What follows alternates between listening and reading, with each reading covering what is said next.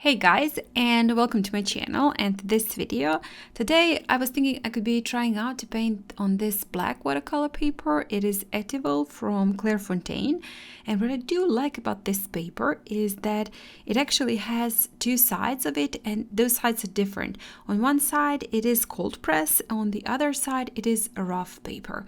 So I did wanted to give it a try. Today I will be painting on this cold pressed side. It is 100% cellulose watercolor paper, so I did wanted to give it a try. Also, I will be trying out this metallics from Altenew, and well, I'm not sure if you ever did use metallics or black paper, so why not? I did wanted to give it a try, and I'm gonna see how vibrant they are and how nice they look on a black paper. Also, I'm using this is just a regular tape from my local hardware store, and I did glue it onto this paper that I got left from the stickers.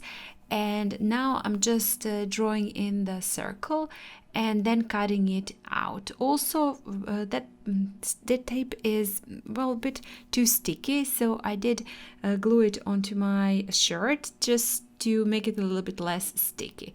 After cutting out the circle, I did glue it onto my black paper, onto this watercolor paper, and now it's something like using a masking fluid. So if you don't have this paper but you do have masking fluid, you could definitely use here masking fluid, but I was thinking it's, I guess, a little bit more closer to all of us, the tape, than the masking fluid, so why not give it a try.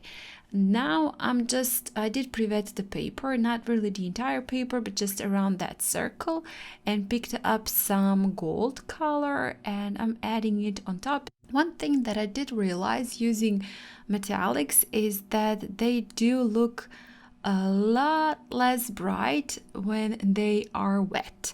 So just be careful how much you use it. You will be seeing later on that my colors are going to be too bright, too much of them, so I will be removing them from the paper. Just keep that in mind when you do paint, that metallics are usually, I'm not sure if that goes for every metallics, but these ones that I did use, I was thinking, wow, they're not so vibrant, not so very visible, but when they dry, they were wow. It was just very, very visible. So just keep that in mind when you're using them. Just give them a try, maybe on some other paper, and see how bright they're gonna be. I usually do a swatch, but I don't know, this time I wasn't really doing it. I did not make the swatch on black paper, so maybe that's something that you should definitely also try. Make a swatch on white paper, and if you like to paint on black paper, also make a swatch on black paper.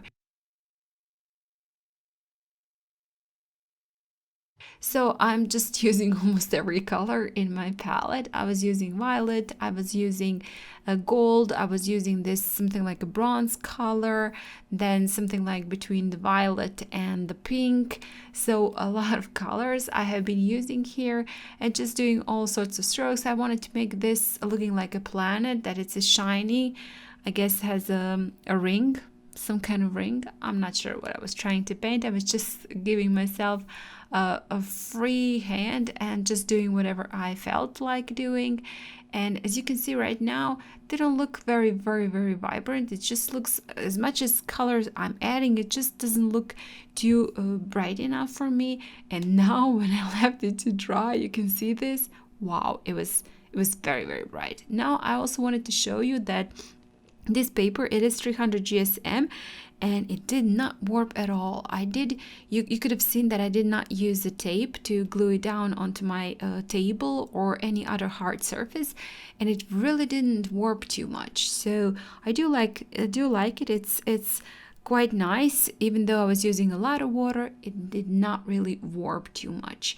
So when it did dry, I removed that tape, and now just adding a little bit of the paint also inside, a little bit of that golden, a little bit of that bronze color, and just also splattering some of the color and I was just adding here and there some color, picking up some color, and it does look quite different. Metallics do look quite different when you look at them on top and when you look at them from the side. So that is also one thing to keep in mind when you do paint. You are looking at it from a different angle, so it does look maybe a little bit different. And when I did put it onto my camera, when I watched it on the camera, I saw that violet was so very vibrant.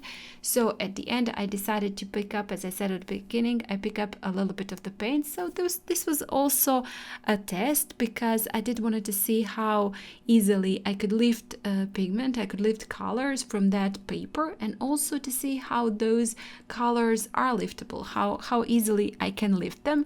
And well, I guess they both passed the test. If you do want to lift your color from this paper, it goes very nicely.